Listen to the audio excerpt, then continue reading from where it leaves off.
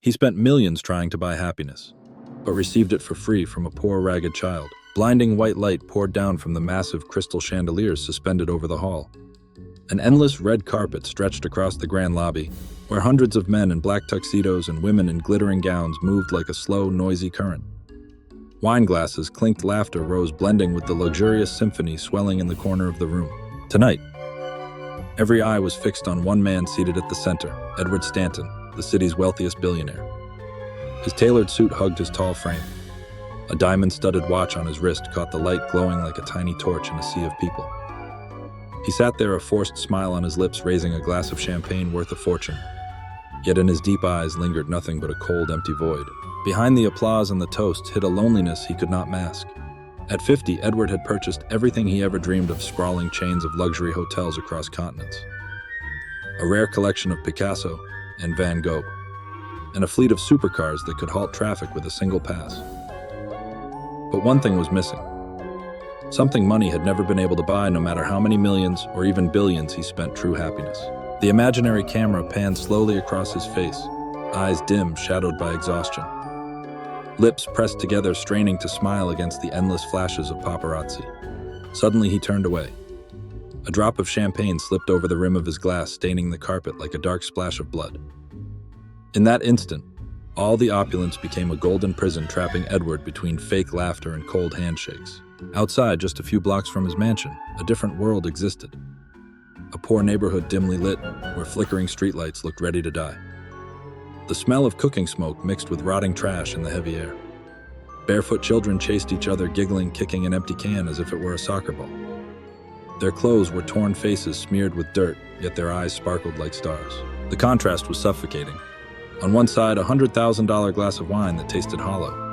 On the other, a stale loaf of bread broken 3 ways sweeter than anything money could buy. One man owned everything, yet couldn't smile. One child had nothing, yet laughed like silver bells. The narrator's voice rose deep and cinematic, like a whisper poured straight into the listener's ear. He traveled the world, from the glitter of Paris to the splendor of Dubai, from private islands in the Maldives to the snowy peaks of Switzerland. Everywhere he searched, everywhere he spent, everywhere he left behind sighs. Because happiness was always out of reach. Back inside the ballroom, Edward stood and raised his glass. Thunderous applause swelled like crashing waves. But just as he prepared to speak, his gaze fell upon a grand mirror on the far wall. The reflection staring back was not a powerful billionaire, but an old, weary man lost in the crowd. His heart lurched, his pulse quickened. The glass trembled in his hand. The camera cut rapidly. Flashes, laughter, the suffocating symphony, short, jarring lines. He gasped. His eyes darted. He wanted to leave, but he couldn't. Then suddenly, children's laughter pierced the night, slipping through the half-open glass doors. Pure carefree. Edward froze. He turned his head. For one fleeting second, that sound tore through every defense he had built. The camera zoomed in on his face, eyes trembling, knuckles white as he clenched his glass. A thought struck him. Why? Why does a single laugh from a stranger's child hurt me so deeply? No one else at the party noticed. They kept drinking, laughing, trading billion-dollar deals. Only Edward stood still, drowning in chaotic silence. The narrator's voice dropped, tense, deliberate. He had spent millions trying to buy happiness, but soon a poor child with no money, no power, no status would give it to him, for free. The screen faded to black. Only the sound of a pounding heartbeat remained. Children's laughter echoed. Silence. Then one final question slashed through the dark, sharp as a blade stabbing at the viewer's curiosity. How can a poor child give away what the rich of the world could never buy? The party was over. The massive mansion on the hill sank into silence. Golden light spilled from the tall glass windows like lonely streaks against the suffocating night. Inside the vast hall, only Edward remained, sitting alone in a leather armchair, staring at a giant oil painting that dominated the wall. It was a portrait of a family holding hands beneath a sunset, a scene he could buy for millions, but one he had never truly touched in his life. He sighed. The wine glass in his hand was barely touched. Marble statues, ancient vases, priceless paintings, all of them stood there silent, lifeless, witnesses to the emptiness of a man's existence. The room was so large that every step echoed 3 times over, but there was never an answer. Edward had always believed happiness could be bought. He had once walked into the most extravagant diamond houses in the world, casually pointing to the costliest pieces. He had spent hundreds of thousands on bottles of wine advertised as drops of pure happiness. He had stood among dazzling dancers with music blasting, lights flashing until they burned the eyes. But when the music stopped, when the lights went dark, the smiles vanished. Only the lonely beat of his heart remained, day after day, night after night. The cycle consumed him. The richer he became, the lonelier he felt. He hired the most famous therapists, flew by private jet to happiness institutes in Northern Europe. They gave him charts, numbers, advice. But not the one thing he craved most, a feeling that was real. In stark contrast, on the other side of the city, life followed an entirely different rhythm. A poor district. Shabby homes with peeling walls and leaky tin roofs. A cobblestone street, muddy in the rain, dusty in the heat. And there lived a boy Edward had never met. A child, Daniel. 10 years old. His hair unkempt. His clothes worn, his sandals torn long ago. Yet his eyes shone with a brilliance unmatched. Not the cold, sharp gaze of the wealthy at gala dinners, but pure radiant like sunlight breaking through heavy clouds. Daniel lived with his mother in a tiny rented room that could barely fit a bed and a wobbly wooden table. Their meals often consisted of nothing more than stale bread and watery soup. And yet each time they sat together, Daniel smiled, pushing the best piece toward his mother. He believed that as long as she smiled, the world was still warm enough. The cinematic crosscut begins in daylight. Edward steps out of his luxury car, attendants rushing to shield him with umbrellas, cameras flashing like thunder. He walks through the crowd like a king in his fortress. Meanwhile, Daniel runs barefoot across a rocky street, clutching a paper kite made from old newspapers. One side armored in steel and power, the other lifted by scraps and string. Night falls. Edward sits on his balcony, gazing at a city ablaze with electric light. A sea of brightness, yet his heart remains in darkness. At that very same moment in the poor district, Daniel sits by a tiny window, blowing breath onto a glass of boiled water, laughing at the foggy bubbles clinging to the pane. One life drowning in unimaginable wealth, yet starving for meaning. The other poor beyond measure, but glowing with self-made joy. The narrator's voice deepens, firm, almost prophetic. These are two worlds that should never meet. One fills its void with money. The other holds on to joy with faith. But fate will bring them together in a meeting no one could foresee. The imagined camera cuts rapidly. Edward in a sterile boardroom, fluorescent lights glaring, dozens of executives scribbling furiously, none daring to meet his eyes. Daniel racing across an open lot, his paper kite trembling in the wind, laughter echoing into the twilight. A split screen on one side, billions flashing on a digital screen. On the other, the fragile kite swaying against a purple sky. The narration quickens, pounding like a drumbeat. The richer Edward grew, the lonelier he became. The poorer Daniel lived, the happier he was. One paid for smiles and got none. The other gave smiles freely without cost. And then on one fateful night, their worlds would collide. The screen fades to black. Only one line appears in stark white letters. Can a billionaire truly find happiness? In the hands of a poor child. Morning light flooded into a bedroom as vast as an opera hall. Sheer Italian silk curtains swayed gently in the hum of the air conditioning. On the immaculate bed, its white sheets stretched without a wrinkle. Edward opened his eyes. He hadn't truly slept, only dozed for a few hours. Awake now, he stared at the ceiling, at the gilded painting of angels gleaming above him. But instead of peace, it felt like their eyes were watching, judging. He sat up. By his bedside, servants already stood waiting. A cup of the finest Ethiopian coffee brewed precisely at 72 degrees. A freshly baked croissant from his private kitchen. A financial newspaper printed on special paper and flown overnight from Europe. Everything was ready before his feet even touched the floor. Edward glanced at it all but reached for nothing. He lifted the coffee cup, took a sip. Bitter, strong, yet tasteless. He set it down, hard liquid spilling over, staining the table in a brown streak. The servant flinched, quickly wiping it away. Edward didn't care. He stepped out onto the balcony. The entire city lay beneath him, towers rising like blades of glass. In the distance, the sea shimmered as if plated in silver. The morning breeze was cool, refreshing. But he felt no comfort. To him, it was nothing but stage scenery, a beautiful picture, cold, lifeless. And in his mind, the same haunting question echoed once more. How much have I spent for all of this? And what have I truly gained? Edward had tried everything to fill the emptiness inside. He had once hired a private musician to come to his mansion every night, playing the piano in hopes that melody might finally lull him to sleep. But the notes only made the vast room feel larger, colder. He had once invited dozens of Hollywood starlets to secret yacht parties. Laughter, cheers, glasses raised again and again. But the next morning, all that remained was a wasteland of broken bottles and overturned chairs. He had gone to Venice, standing on a gondola as the sunset bled red across the water. The gondolier sang opera, rich and aching. The scene was breathtaking. Yet inside, he felt nothing but emptiness. He had stood among the masks of carnival fireworks exploding across the night sky, strangers embracing, kissing, shouting with joy. And still he found himself alone in the corner, glass in hand, lost in a world that never seemed to belong to him. The more he searched, the more he failed. The more he spent, the more he lost. Every indulgence, every lavish experience left behind nothing but a bitter aftertaste. The boardroom's 60th floor. Fluorescent light glared white and cold.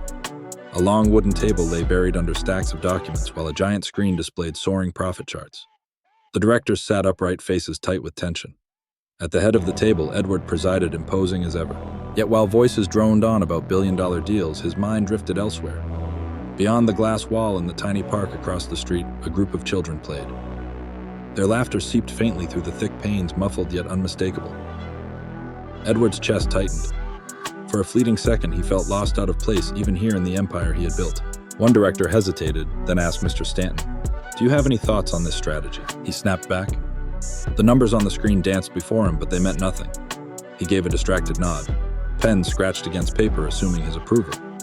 But in truth, all Edward could hear was the echo of children's laughter drifting from far below. In stark contrast, in the poor district, Daniel was running along a dusty dirt road. In his hands, he clutched a homemade kite, fashioned from old newspapers. Its string was nothing more than a frayed piece of rope. Yet each time he let it go, the kite soared, wobbling, circling in the wind. His laughter rang out pure and carefree, filling the narrow alley. He had no shoes. His feet were caked in mud. His shirt was torn a small hole at the shoulder, but he didn't care. To him, happiness was simply watching his kite touch the blue sky. His mother sat by the doorway, smiling wearily. Their dinner was nothing more than a pot of thin porridge and a few slices of sweet potato. But Daniel, cheerful as ever, pushed the bowl toward her first, grinning, "Eat, Mom. I'm already full." In truth, his stomach growled with hunger, but his mother's smile mattered more than anything. The cinematic cut. On one side, Edward's banquet, foreign wines, Wagyu beef, Norwegian salmon. On the other, Daniel's watery porridge. And yet Daniel smiled as if he had the world. Edward stood alone in his gold-plated gym, sweat dripping as cold light poured down on his sculpted body, yet his mind was hollow, empty. Meanwhile, Daniel sprinted across a dusty, vacant lot, breath ragged, his bare feet bruised and battered. Yet laughter burst from his lips as he ran alongside his friends. Edward sat in his private theater, a massive screen projecting comedy after comedy, yet his face remained still untouched by laughter. Meanwhile, Daniel and his friends crowded outside a cinema, peeking through the window of an electronics shop. A small TV played a slapstick scene of an actor tripping, and the children doubled over laughing until their sides hurt. Edward at a banquet, surrounded by flatterers, expensive wine in hand, silent, unmoved. Meanwhile, Daniel and his gang passed around an empty soda can, pretending to toast before collapsing into fits of giggles. Night.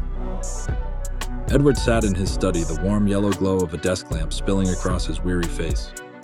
Before him lay a stack of files, contracts, endless paperwork. He pushed them aside, opened his laptop, typed in the words, "How to be happy." Millions of results appeared. Simple advice glared back at him. Smile more. Eat healthy. Connect with family. He let out a bitter laugh. Family, he had none. Friends. All of them were business partners.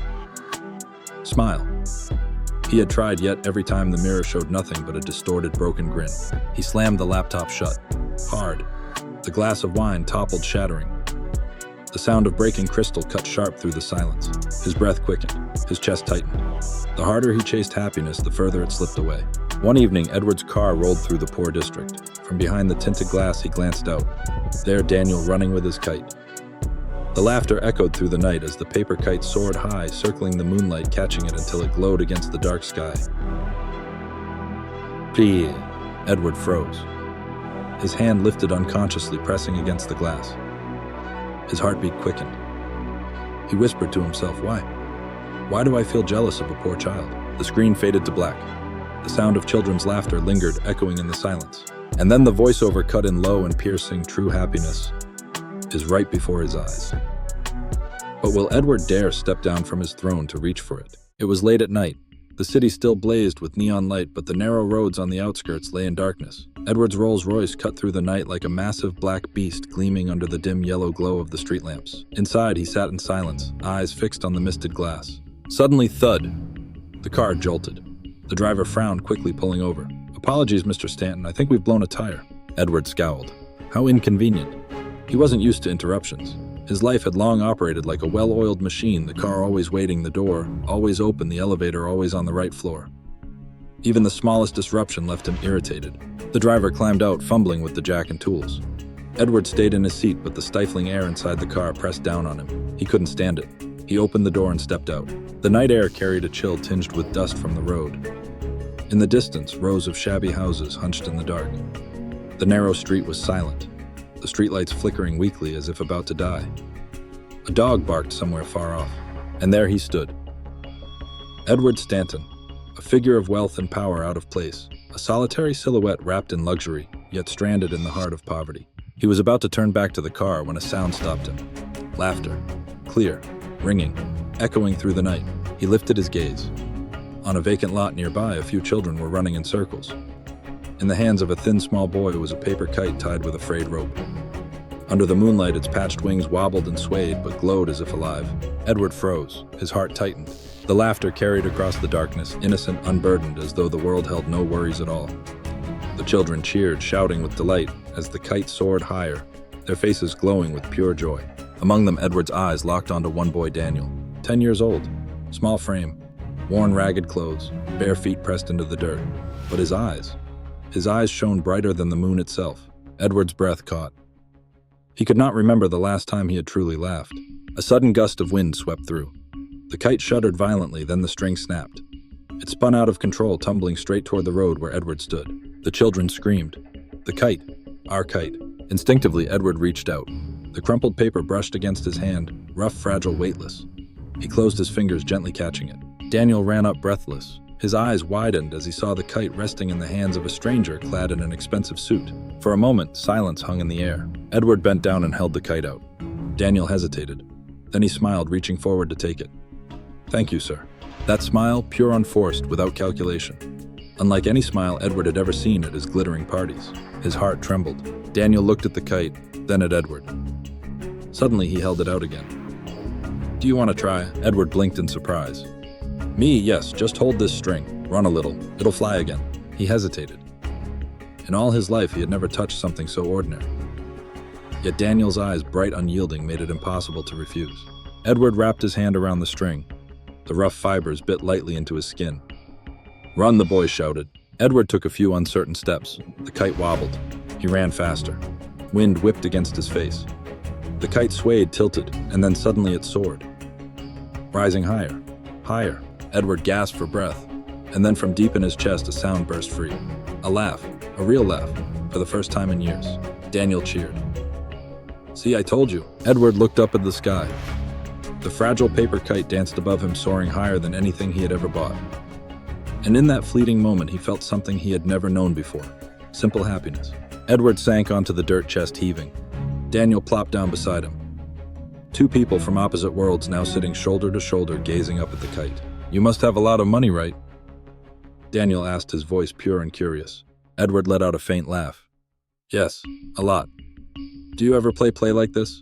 Running, laughing, watching a kite fly?" Edward fell silent. His mind flickered through every gala, every lavish trip, every deal worth billions. Yet none of it resembled play. Daniel nodded matter-of-factly. "I don't have money, but I have my kite. I have my mom, I have my friends. That's enough." Edward turned to him. Those clear eyes shone straight into his heart, illuminating the cavernous emptiness within, and whispering a truth he had long forgotten. Happiness isn't something you buy. It's something you share. The car was ready. The driver called out, "Mr. Stanton, we can go now." Edward rose. He cast one last glance at Daniel. In the boy's hands, the kite still soared, stretching higher into the night sky. He stepped into the car. The door shut behind him. Inside, the leather gleamed, the air thick with expensive cologne. Yet for the first time, he felt no comfort. He looked out the window. Through the tinted glass, Daniel was still running, still laughing, still free.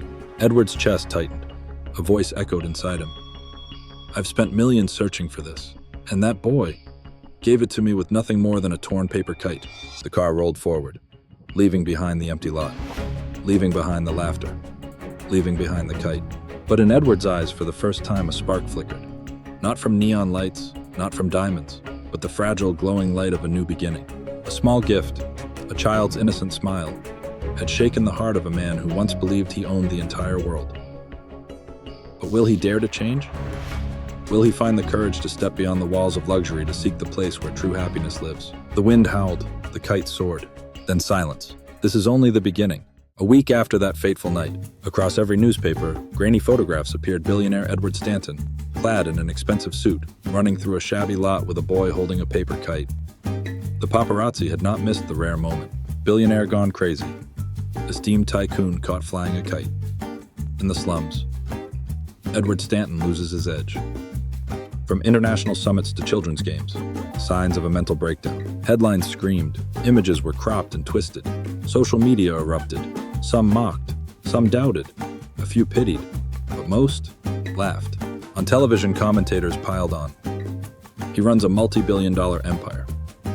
Instead of focusing on business, he's chasing children's games. Who would trust a man like that with their money? The boardroom blazed with harsh white light. 12 board members sat in a long row.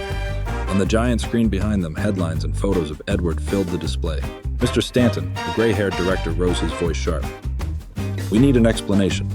You're turning this corporation into a laughingstock. Shares have dropped 7% in a single day. Investors are panicking. The press is relentless. Do you understand the consequences? Edward sat still, his gaze quiet. Another director cut in, voice rising. We propose you temporarily step down for the sake of stability. That's right. We need a clear-headed leader, not a man chasing fantasies. Chairs scraped. Papers slammed onto the table. The air grew thick, suffocating. Among them, one figure stood out, Richard Hale, the vice chairman of finance. His face was cold, his eyes sharp as blades. For years, he had coveted Edward's position, and now the opportunity was his. Richard rose, his voice loud and cutting. Edward Stanton has lost his grip on reality. I, Richard Hale, am ready to take responsibility and lead this corporation through the crisis. Several directors nodded in agreement. Others stayed silent. The atmosphere tilted, leaning toward Richard's favor. Edward slowly lifted his head. His eyes locked on Richard, calm, steady, but deep as an abyss. You think I'm insane? Edward's voice was low, resonant, filling the room. Silence. He walked slowly to the center, picking up the remote. With a click, the screen behind him shifted. Not profit charts, but an image of him and Daniel. The paper kite soared above them. Edward's face lit with a rare, genuine smile. Yes, I flew a kite. With a poor child. The room erupted in murmurs. Edward's voice cut through them. And in that moment, I found something none of you will ever buy. Happiness. Not from stocks, not from gold, but from a single smile. His tone grew sharper, stronger, each word striking like a hammer. You laugh at me, then laugh. But hear this. This corporation has lost its soul. We chase profits and forget people. We build luxury hotels while outside children don't even have a place to play. He turned eyes locking on Richard. And you, Mr. Hale, you slashed every community fund. You forced hundreds of families into hardship just to polish a financial report. Tell me who's the real madman here. Richard's face drained of color. Lies, he shouted. Edward pressed a button. The screen lit up documents, internal emails, buried reports. Numbers glared back, undeniable proof Richard had siphoned funds, funneling money into his own accounts. The board gasped. The imagined camera panned across their faces, shock, outrage, betrayal etched into every line.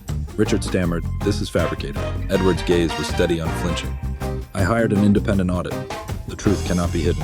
Richard's hand trembled. Sweat beaded on his forehead. In that instant, his power crumbled. Edward drew a deep breath. His voice rang out strong, unyielding. I will not resign. On the contrary, from this day forward, Stanton Group will change. We will set aside profits to build playgrounds and schools for children like Daniel. If anyone here objects, walk out now. Silence. Heavy. But no one dared to speak. A few directors lowered their heads. Edward went on, money can buy everything, except happiness. I wasted a lifetime learning that truth, but now I will live differently. The news exploded. Headlines blazed across every front page. Billionaire Stanton vows to change, from ridicule to a symbol of humanity. Richard Hale. Under investigation for financial fraud. The public buzzed. Some still sneered. But more and more people began to feel moved. The image of the paper kite spread everywhere on television and newspapers across social media. It became more than just a picture. It became a new symbol. Edward returned to his mansion. He sat alone in the darkened room. His thoughts drifted to Daniel, to that innocent smile, to the kite soaring high. He whispered, "A child gave me what the whole world never could. But can I hold on to it?" The camera zoomed in on his eyes where light and shadow clashed, waging war within him. Edward had risen, declaring change, exposing corruption. But does he have the strength to see it through? Will society accept a wealthy man daring to seek happiness in the smile of a poor child? The true battle has only just begun.